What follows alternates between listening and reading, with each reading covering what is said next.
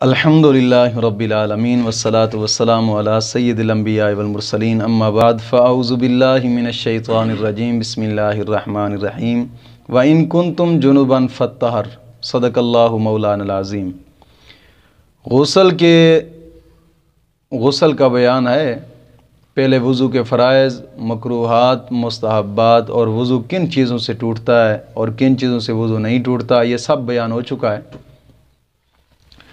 آج غسل کا بیان شروع کرتے ہیں، اور مناسب یہی ہے کہ غسل کے فرائض اور غسل کے مسائل پڑھنے سے پہلے کچھ نہ کچھ آیات کریمہ اور احادیث مبارکہ بیان کی جائیں، گویا یہ اس طرح کا ایک سبق بن جائے گا کہ قرآن اور حدیث سے غسل کا ثبوت یا غسل کے فرائض کا ثبوت قرآن اور حدیث سے، یہ سبق بن جائے گا۔ ارشاد باری تعالیٰ ہے وَإِن كُنتُمْ جُنُبًا فَاتَّهَرُوا، اگر تم جنب ہو تو خوب پاک ہو جاؤ، یعنی غسل کرو۔ سورۃ مائدہ میں 6 پارہ میں رب تعالیٰ نے ارشاد فرمایا، اور پھر دوسرا پارہ سورۃ بقرہ میں آیت نمبر 222 میں ارشاد فرمایا حتیٰ یطہرن، یہاں تک کہ وہ حیض والی عورتیں اچھی طرح پاک ہو جائیں۔ اور سورۃ النساء میں 5واں پارہ آیت نمبر 43 ارشاد باری ہے یا ایھا الذین آمنوا لا تقربوا الصلاۃ وانتم سکارى حتی تعلموا ما تقولون ولا جنبا الا عابری سبیل حتی تغتسلوا۔ اللہ فرماتا ہے اے ایمان والو، نشہ کی حالت میں نماز کے قریب نہ جاؤ، نشہ کی حالت میں نماز کے قریب نہ جاؤ، یہاں تک کہ سمجھنے لگو جو کہتے ہو، جب نشہ اتر جائے۔ اور نہ حالت جنابت میں، یعنی حالت جنابت میں بھی نماز کے قریب نہ جاؤ، پہلے غسل کر لو، یعنی جب تک غسل نہ کرو اس وقت تک نماز کے قریب نہ جاؤ۔ اور پھر فرمایا مگر سفر کی حالت میں وہاں پانی نہ ملے تو بجائے غسل کے تیمم کرو، بجائے غسل کے تیمم کرو۔ مطلب یہ ہوتا ہے کہ یعنی تیمم جیسے وضو کا تیمم ہوتا ہے ایسے ہی غسل کا تیمم ہے۔ اور پھر صحیح بخاری اور صحیح مسلم میں ایک روایت ہے، صحیح بخاری جلد پہلی صفحہ نمبر 105، حضرت اما عائشہ صدیقہ رضی اللہ تعالی عنہا سے روایت ہے، رسول اللہ صلی اللہ علیہ وسلم نے فرمایا جب جنابت کا غسل حضور فرماتے، حضرت اما عائشہ صدیقہ فرماتی ہیں کہ جب حضور جنابت کا غسل فرماتے تو ابتدا یوں کرتے، کس طرح؟ یعنی پہلے ہاتھ دھوتے، پھر نماز کا سا وضو کرتے جیسے نماز کے لیے وضو کیا جاتا ہے، پھر انگلیاں پانی میں ڈال کر بالوں کی جڑوں میں لگاتے، یعنی بالوں کی جڑوں کو وہ انگلیاں تر کر کے پھر بالوں کی جڑوں کو تر فرماتے، اور پھر اس کے بعد 3 لپ میں، یعنی لپ میں پانی ڈال کر 3 مرتبہ سر کے اوپر ڈالتے، 3 مرتبہ، پھر اس کے بعد تمام جلد پر پانی بہاتے۔ یعنی اس روایت میں یہ طریقہ کار بیان کیا گیا ہے۔ اور دوسری روایت ہے، یہ بھی صحیح بخاری میں ہے، جلد پہلی صفحہ نمبر 113، ام المؤمنین حضرت میمونہ رضی اللہ تعالی عنہا نے فرمایا کہ نبی اکرم صلی اللہ علیہ وسلم نے پانی مانگا نہانے کے لیے۔ حضرت میمونہ رضی اللہ تعالیٰ عنہ فرماتی ہیں کہ میں نے غسل کے لیے حضور کا پانی رکھا تو کپڑے سے پھر پردہ کیا، پانی رکھا اور کپڑے سے پردہ کیا، حضور نے ہاتھوں پر پانی ڈالا اور ان کو دھویا، پھر پانی ڈال کر پھر ہاتھوں کو دھویا، یعنی یہ دوسری روایت، پھر دانے ہاتھ سے بائیں پر پانی ڈالا، پھر استنجا فرمایا، استنجا فرمانے کے بعد پھر حضور نے ہاتھ زمین پر مار کر پھر ہاتھ کو ملا اور دھویا، پھر کلی کی اور پھر ناک میں پانی ڈالا، منہ اور ہاتھ دھوئے، پھر سر پر پانی ڈالا اور تمام بدن پر پھر پانی بہایا، یعنی پھر اس جگہ سے الگ ہو کر پھر حضور نے پاؤں بھی دھوئے الگ ہو کر۔ اس کے بعد آپ فرماتی ہیں کہ میں نے بدن پونجنے کے لیے کپڑا دیا تو حضور نے وہ کپڑا نہ لیا، ایسے ہی ہاتھوں کو جھاڑتے ہوئے حضور چلے گئے، تشریف لے گئے۔ اور تیسری حدیث مبارکہ اس موضوع پر یہ ہے، جو کہ یہ حدیث پاک بھی صحیح بخاری میں ہے، جلد پہلی صفحہ نمبر 126۔ حضرت ام المؤمنین حضرت اما عائشہ صدیقہ رضی اللہ تعالی عنہا اس حدیث کو روایت کرتی ہیں۔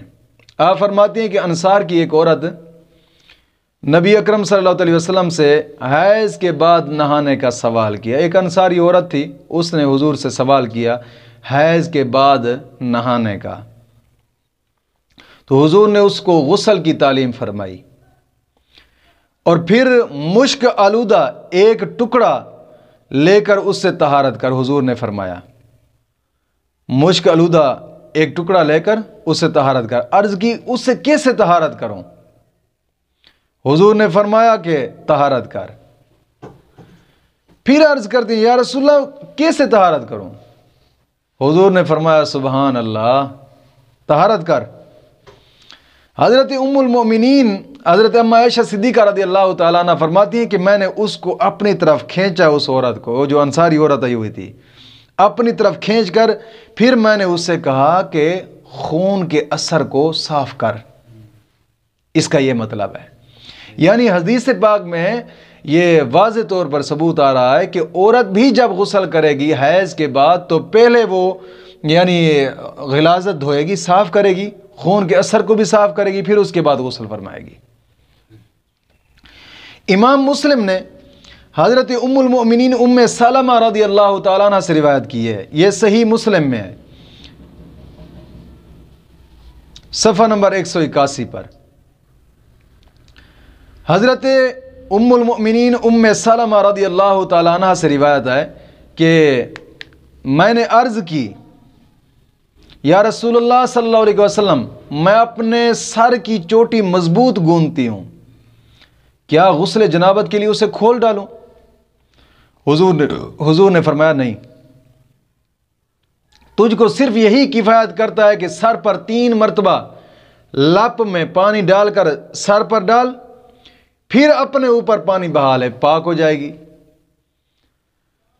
یعنی جب کہ بالوں کی جڑیں تر ہو جائیں، بالوں کی جڑیں تر ہو جائیں اور اگر اتنی سخت گوندی ہوں کہ جڑوں تک پانی نہ پہنچے تو پھر ان جو گوندے ہوئے بال ہیں پھر اس چوٹی کا کھولنا فرض ہے۔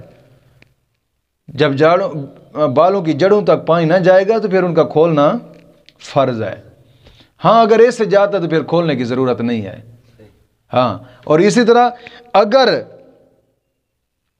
کچھ مرد ایسے گوندتے ہیں، یعنی بازاروں میں ہم نے نوجوان طبقے کو دیکھا ہے چلتے ہوئے، آپ لوگوں نے بھی دیکھا ہوگا، وہ نہ مرد ہوتے ہیں اور نہ عورتیں ہوتی ہیں۔ ہاں، وہ جب گوندتے ہیں نا، عورتوں کی طرح سارا جناب یہ نظام بناتے ہیں، ان پر ان گوندے ہوئے بالوں کا کھولنا فرض ہے۔ یہ صرف عورت کے لیے ہے کہ عورت اگر بال گوندے ہوئے ہوں تو جڑوں تک پانی پہنچائے، جڑیں اس کی جناب جی وہ تر ہو گئی، اب پورے جسم پر پانی بہا لے، اس کو کھولنے کی ضرورت نہیں، غسل ہو جائے گا۔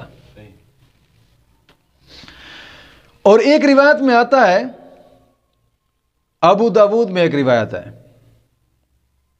اور اسی روایت کو سنن ابو داود نے حضرت ابو ہریرہ رضی اللہ تعالیٰ عنہ اس حدیث کے راوی ہیں کہ نبی اکرم صلی اللہ علیہ وسلم فرماتے ہیں کہ ہر بال کے نیچے جنابت ہے، ہر بال دھوو اور جلد کو صاف کرو۔ اور سنن ابو داود میں ایک اور روایت بھی ملتی ہے جس کو روایت کرنے والے حضرت علی ہیں۔ آپ روایت کرتے ہیں کہ نبی اکرم صلی اللہ علیہ وسلم نے فرمایا جو شخص غسل جنابت میں ایک بال کی جگہ بے دھوئے چھوڑ دے گا اس کے ساتھ آگ سے ایسا ایسا کیا جائے گا، یعنی اس کو آگ کا عذاب دیا جائے گا۔ حضرت علی فرماتے ہیں کہ اسی وجہ سے میں نے اپنے سر سے دشمنی کر لیا ہے اور سر کے بال منڈا ڈالے ہیں تاکہ بالوں کی وجہ سے کوئی جگہ خشک نہ رہ جائے۔ سر کے بال منڈا ڈالے۔ صرف حضور نے اتنا فرمایا کہ اگر بال کی ایک جڑ خشک ہو گئی تو اس کو جہنم کی آگ سے ایسا ایسا کیا جائے گا۔ اس ڈر کی وجہ سے حضرت علی نے سر کے بال ہی منڈا ڈالے پوری زندگی، پھر اس کے بعد سر کے بال ہی نہیں رکھے۔ ان لوگوں کا یہ تقویٰ تھا ایک، اور اتنا ڈر رکھتے تھے رب تعالیٰ کا۔ آج تو مسلمانوں میں ڈر ہی نہیں ہے نا، جو چاہے داڑھی منڈا ڈالے، جو چاہے جس طرح کی مرضی چاہے کر ڈالے، کوئی خوف نہیں ہے، کوئی ڈر نہیں ہے۔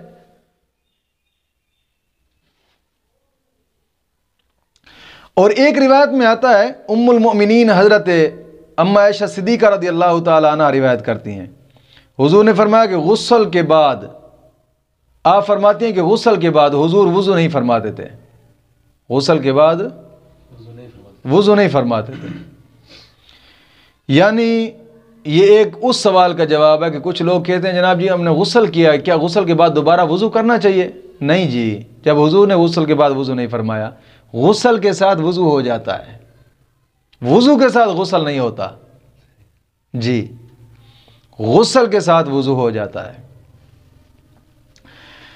اور ایک روایت ہے حضرت یعلا رضی اللہ تعالی عنہ سے روایت ہے کہ رسول اللہ صلی اللہ علیہ وسلم نے فرمایا، ایک شخص کو میدان میں نہاتے ہوئے حضور نے ملاحظہ فرمایا، میدان میں نہاتے ہوئے حضور نے اسے دیکھا، پھر حضور منبر پر تشریف لے گئے، رب تعالیٰ کی حمد و ثنا بیان فرمائی۔ حضور نے فرمایا اللہ تعالیٰ حیا فرماتا ہے اور پردہ پوش ہے، اللہ تعالیٰ حیا فرماتا ہے اور پردہ پوش ہے، حیا اور پردہ کرنے والے کو دوست رکھتا ہے رب تعالیٰ۔ جب تم میں کوئی نہائے تو اسے پردہ کرنا لازم ہے، حیا رکھنے والے کو اور پردہ پوش کو رب تعالیٰ پسند فرماتا ہے، اور جو پردہ ہی نہیں کرتے پھر ان کو کیا رب تعالیٰ پسند فرمائے گا؟ جو اپنا ہی پردہ نہیں کرتی، کئی دیکھی ہیں بغیر پردے کے گھوم رہی ہوتی ہیں، یہاں تک کہ میں نے ایک کلپ دیکھا ہے کہ وہ ایک عورت ہے اور وہ مولوی صاحب سے سوال کر رہی ہے کہ جناب جی جنت میں آپ تو جائیں گے، آپ کے لیے تو حوریں ہوں گی، ہمارے لیے کیا ہوگا؟ تو پہلے اپنا رنگ تو بنا جنت جاؤن والا ہے، پہلے رنگ تے بنانا جنت جانا، جھاٹے کھلے ہوئے نے، نہ اگے دا پیچھے ہے پتہ ہے، نہ پیچھے دا پتہ ہے، جنت دیا پہلے تیاریاں کر کے بیٹھی، اور وہ بھی الو ایسے اسے چلو اس موضوع پر پھر بات کریں گے، ہاں اس موضوع پر پھر بات کریں گے۔ بہرحال حیا اور پردہ، حضور کا فرمان مبارک ہے کہ ایمان اور حیا دونوں جڑوے ہیں، ایک ہی شعبہ ہے دونوں کا۔ جب حیا اٹھ جاتا ہے تو ایمان بھی اٹھ جاتا ہے، جب ایمان اٹھ گیا تو بچہ کیا ہے؟ بچہ کیا ہے پھر؟ جب حیا اٹھ جائے، حیا ہی نہ ہو، اور جو لوگ پینٹ شرٹ پہنتے ہیں یعنی آگا پیچھا بالکل ترکڑی وٹے ننگے ہوتے ہیں، آگے پیچھے ننگے ہوتے ہیں، اور ماں بہن کے سامنے یہ اسی طرح اس حال میں کھڑے ہوتے ہیں، ان کو حیا نہیں آتی۔ جب حیا ان میں ہے ہی نہیں تو پھر ایمان کہاں سے آئے گا بابا جی۔ اور متعدد کتابوں میں ایک روایت بیان کی گئی ہے، حضور فرماتے ہیں کہ جو اللہ اور قیامت کے دن پر ایمان رکھتا ہے، فرمایا کہ حمام میں بغیر تہ بند کے نہ جائے، حمام میں بغیر تہ بند کے نہ جائے، اور جو پچھلے دن پر یعنی قیامت کے دن پر ایمان رکھتا ہے وہ اپنی بیوی کو حمام میں بھی نہ بھیجے، اپنی عورت کو حمام میں بھی نہ بھیجے۔ اور ہم بازاروں میں بھیجتے ہیں، کہیں سکولوں میں اور دفتروں میں جا رہی ہیں، اور کہیں ڈیووں میں ہیں، اور کہیں ایئر ہوسٹ یعنی جہاز کے اندر کھڑی ہیں، حضور تو حمام میں بھی نہیں جانے دیتے۔ ایک روایت میں آتا ہے حضرت ام المومنین حضرت عائشہ صدیقہ رضی اللہ تعالیٰ عنہ سوال کرتی ہیں حضور سے، حضور عورتوں کے لیے حمام میں جانا جائز ہے؟ حضور نے فرمایا نہیں، حمام میں عورتیں نہیں جا سکتی. پھر اما عائشہ عرض کرتی ہے حضور وہ تو تہ باندھ کر جاتی ہیں. حضور نے فرمایا اگرچہ وہ تہ باندھیں، اگرچہ وہ کرتے پہن کر جائیں، اگرچہ وہ اوڑھنیاں پہن کر جائیں، پھر بھی حمام میں عورتوں کے لیے خیر نہیں ہے. حضور فرما رہے ہیں کہ اگرچہ وہ اوڑھنیاں پہن کر جائیں، اوڑھنیاں اوڑھ کر جائیں، پھر بھی حمام میں عورتوں کے لیے خیر نہیں ہے. تو آپ تو بغیر پردہ جناب جی گھوم رہی ہوتی ہیں، اور پھر اوپر سے جناب جی ہم نے تو فیصل آباد دیکھا ہے بازاروں میں، وہ کون سا بازار ہے جی سی یونیورسٹی کے سامنے چوک، ناڑ والا چوک، یہ ادھر، تو جناب جی کس کر پینٹ شرٹ پہنی ہوتی ہے اور بال بالکل کھلے ہوتے ہیں. اور پھر آگے کا جناب جی جو آ گیا ترقی کی ہے، وہ جو ترقی ہوتی ہے پینٹ شرٹ پائی، چلو پہلے پینٹ شرٹ تھی، پھر آگے ترقی کی ہے، وہ گھٹنے والی جگہ یہاں سے پھاڑ ڈالی ہے. پھر تھوڑی سی ترقی کی ہے، وہ جناب جی جو سرین والی جگہ ادھر سے بھی تھوڑے تھوڑے ٹک مار دیے ہیں، یعنی پھاڑ دیے، وہاں سے بھی گھٹنوں سے بھی پھاڑی ہوئی، اور پیچھے سرین والی جگہوں سے بھی. پوچھے کیا یہ جناب جی یہ تو ترقی ہے، یہ ایک فیشن ہے، ہم تو یہ تو ڈیزائن ہے ایک جناب جی، یعنی اتنی ترقی کر گئے ہیں. اور میں سوچتا ہوں کہیں ایسا نہ ہو کہ وہ ترقی کرتے کرتے بالکل آگے سے ہی پھٹ جائے. ہاں پھر تو ترقی بہت ہی جناب جی ترق جائے گی نا. ہر بندہ ترقی کو پھر دیکھے گا، اور ترقی کے پیچھے پھر ہر بندہ ہی بھاگتا نظر آئے گا. ظاہری بات ہے جب گھٹنے سے پاٹ ڈالا اور پیچھے سے، اب ترقی کو آگے آتے ہوئے دیر تو نہیں لگتی.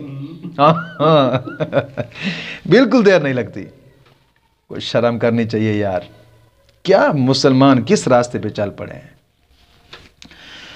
اور ایک روایت میں آتا ہے صحیح بخاری میں، حدیث پاک ہے، جلد پہلی صفحہ نمبر 68، حضرت ام المومنین حضرت ام سلمہ رضی اللہ تعالیٰ عنہ روایت فرماتی ہیں. آپ فرماتی ہیں کہ میں نے عرض کی یا رسول اللہ صلی اللہ علیہ وسلم، اللہ تعالیٰ حق بیان فرمانے سے حیا نہیں فرماتا، حق بیان کرنے سے حیا نہیں فرماتا، تو کیا جب عورت کو احتلام ہو تو اس پر نہانا ضروری ہے؟ حضور نے فرمایا ہاں، جب بھی پانی دیکھے تو نہائے. حضرت ام سلمہ رضی اللہ تعالیٰ عنہ نے منہ ڈھانک لیا اور عرض کی یا رسول اللہ کیا عورت کو احتلام ہوتا ہے؟ حضور نے فرمایا ہاں، اگر عورت کو اگر ایسا نہ ہو تو کس وجہ سے بچہ ماں کے مشابہ ہوتا ہے؟ جیسے مرد کو احتلام ہوتا ہے ایسے عورت کو بھی احتلام ہوتا ہے. اب اس بات سے ایک فائدہ حاصل ہوتا ہے، وہ یہ معلوم ہوتا ہے کہ کیونکہ کچھ بے دین لوگ یہ کہتے ہیں جناب علی حضور کی عورتوں کو بھی اسی طرح ان عورتوں کی طرح احتلام ہی ہوتا تھا، اور سارا نظام ان کا بھی یہ کو نئی عورتیں نہیں تھیں. ہم کہتے ہیں بے وقوفو، وہ ازواج مطہرات بڑی پاک تھیں. مولا کریم نے ان کو حضور کی خدمت میں آنے سے پہلے بھی ان چیزوں سے پاک رکھا ہے، پہلے بھی احتلام سے پاک رکھا ہے. کیوں؟ اس لیے کہ احتلام میں شیطان کی مداخلت ہے، اور شیطانی مداخلتوں سے ازواج مطہرات پاک ہیں. سمجھ آئے کہ نہیں آئی؟ اس لیے وہ احتلام سے بھی پاک تھی. حضور کی خدمت میں آنے سے پہلے ازواج مطہرات جتنی بھی ہیں ہماری مائیں، حضور کی گھر والیاں، ان کو احتلام نہیں آیا پوری زندگی میں، احتلام کبھی نہیں ہوا. اس لیے تو آپ تعجب سے سوال کر رہے ہیں نا، حیران ہو کر سوال کر رہے ہیں کیا حضور عورت کو احتلام ہوتا ہے؟ اس لیے تو حیران ہو کر سوال کر رہی ہیں نا کہ پتہ نہیں تھا، کبھی ہوا ہی نہیں ہے. حضور کی خدمت میں آنے سے پہلے بھی رب تعالیٰ نے پاک رکھا ہے ان کو. کیا شان تھی ان کی. ہاں آج جو بھونکے حضرت اما عائشہ کو یا کسی اور ماں کو بھونکے تو وہ اپنا منہ کالا کرتا ہے. اگر کوئی سورج کی طرح منہ کر کے تھوکتا ہے تو تھوک اس کے اپنے منہ پہ آئے گی نا، سورج کی روشنی میں تو کمی نہیں آتی. ہاں ان کی شان تو یہ تھی کہ مولا کریم نے حضور کی خدمت میں آنے سے پہلے بھی جناب جی شیطانی مداخلتوں سے پاک رکھا ہے ان کو. جی ایک روایت میں آتا ہے جو کہ سنن ابو داود میں ہے، جلد پہلی صفحہ نمبر 112، یہ بھی حضرت اما عائشہ صدیقہ رضی اللہ تعالیٰ عنہ سے روایت ہے. رسول اللہ صلی اللہ علیہ وسلم سے سوال ہوا، آپ فرماتے ہیں کہ حضور سے سوال ہوا کہ مرد تری پائے اور احتلام یاد نہ ہو تو حضور نے فرمایا مرد غسل کرے. تری پائے اور احتلام یاد نہ ہو حضور نے فرمایا مرد غسل کرے. اور اس شخص کے بارے میں بھی سوال ہوا کہ جو خواب کا یقین ہے کہ میں نے خواب دیکھا ہے لیکن تری نہیں پاتا، احتلام کا اثر نہیں دیکھتا سلوار کے اوپر. حضور نے فرمایا اس پر غسل نہیں ہے، اس پر غسل نہیں ہے. ام سلیم نے عرض کی کہ عورت اس کو دیکھے تو اس پر غسل فرض ہے؟ حضور نے فرمایا ہاں، عورتیں بھی مردوں کی مثل ہیں، عورتیں بھی مردوں کی مثل ہیں. یعنی جیسے مردوں کو احتلام ہوتا ہے ایسے عورتوں کو بھی احتلام ہوتا ہے، سوائے ازواج مطہرات کے، وہ پاک تھیں بس.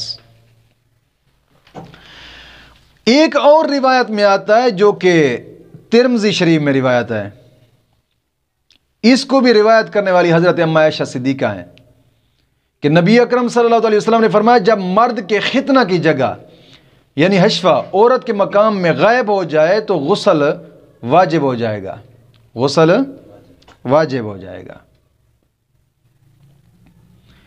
صحیح بخاری میں ایک روایت ہے، حضرت عبداللہ بن عمر رضی اللہ تعالیٰ عنہ اس حدیث کے راوی ہیں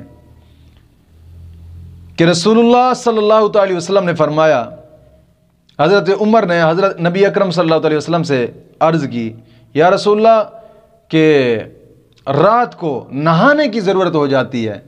حضور نے فرمایا وضو کر لو اور عضو تناسل کو دھو لو پھر سو جاؤ. یعنی جس پر غسل فرض ہے تو وہ پہلے وضو کا استنجا کرے، استنجا کرنے کے بعد وضو کر لے اور وضو کرنے کے بعد بے شک سو جائے. بات سمجھا کہ نہیں؟ وضو کرنے کے بعد بے شک بغیر وضو کے نہ سوئے، یا غسل کر لے یا وضو کر لے پھر سو سکتا ہے. صحیحین میں ایک روایت ہے، حضرت ام عائشہ صدیقہ رضی اللہ تعالیٰ عنہا سے روایت ہے کہ رسول اللہ صلی اللہ علیہ وسلم نے فرمایا کہ جب جنبی ہو تو اما عائشہ، ایک روایت میں آتا ہے کہ اما عائشہ فرماتی ہیں کہ میں نے بھی دیکھا ہے کہ حضور جب جنبی ہوتے تو کھانے یا سونے کا ارادہ ہوتا تو حضور پہلے نماز کا سا وضو فرماتے، وضو کرنے کے بعد حضور کھانا کھاتے یا پانی پیتے یا پھر سوتے. مسلم میں ایک روایت ہے، حضرت ابو سعید خدری رضی اللہ تعالیٰ عنہ سے روایت ہے کہ رسول اللہ صلی اللہ علیہ وسلم نے فرمایا جب تم میں کوئی اپنی بیوی کے پاس جا کر دوبارہ جانا چاہے تو پہلے وضو کر لے. یعنی اپنی بیوی سے ہم بستری کی تو ہم بستری کرنے کے بعد اگر سونا چاہتا ہے یا پھر سونا چاہتا ہے یا پھر کھانا چاہتا ہے یا پھر دوبارہ ہم بستری کرنا چاہتا ہے تو ہر حالت میں یا غسل کرے گا یا پھر وضو کر کے کون ہے یا پھر وضو کر کے جناب علی سو سکتا ہے. اور ایک روایت میں ہے، ترمذی میں روایت ہے، رسول اللہ صلی اللہ علیہ وسلم نے فرمایا حیض والی اور جنبی قرآن میں سے کچھ نہ پڑھیں. حیض والا آدمی، حیض والی عورت قرآن کو نہ پڑھے اور جنبی یہ بھی قرآن کو نہ پڑھے.